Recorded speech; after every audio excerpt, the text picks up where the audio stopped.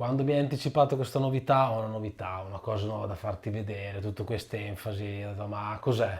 È il parquet. Ho detto, Davide, ma cosa c'entra il parquet? Il parquet è un qualcosa che si calpesta ed è un qualcosa che non è fonoassorbente, no? Spiegamelo. Esatto, sì, infatti ti abbiamo fatto questo ennesimo scherzo in studio, anzi in studio te l'avevamo anche messo a terra, che poi non c'entra niente con la funzione che deve avere in realtà.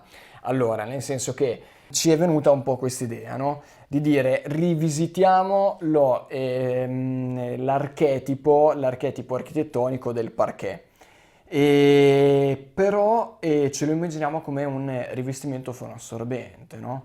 Allora l'idea di dire di lavorare con dei formati il cui schema di posa, diciamo, ricordasse effettivamente quello del parquet, quindi visivamente.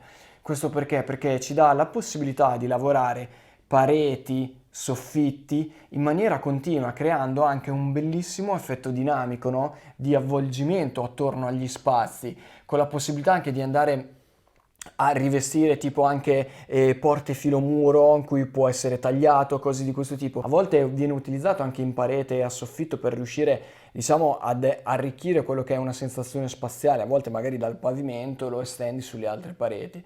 E abbiamo detto perché non cercare di mantenere quella texture, quella trama anche su un elemento che può essere fonoassorbente.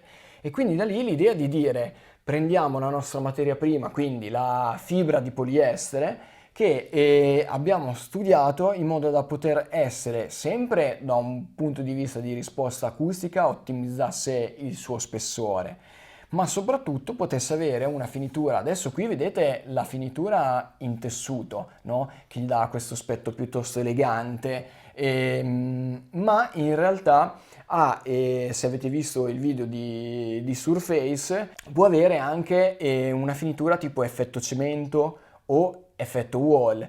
Quindi diciamo che da un punto di vista della trama ricorda il parquet e della disposizione dinamica nello spazio.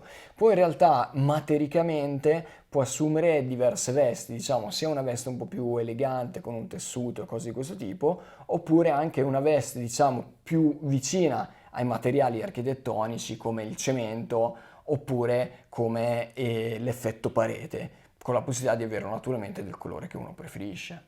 Allora, per quello che riguarda le dimensioni, per cercare di essere più dinamici, abbiamo cercato di avere molti formati.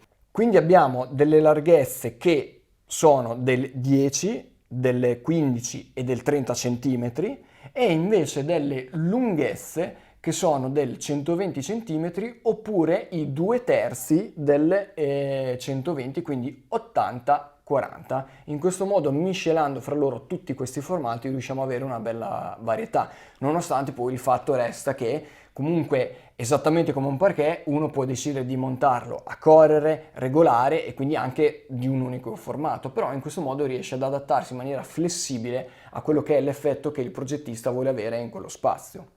Questo prodotto è disponibile in due spessori, 3 e 4 cm. È acoustic parquet, ma non montato alla terra come un parquet. No, direi proprio di no.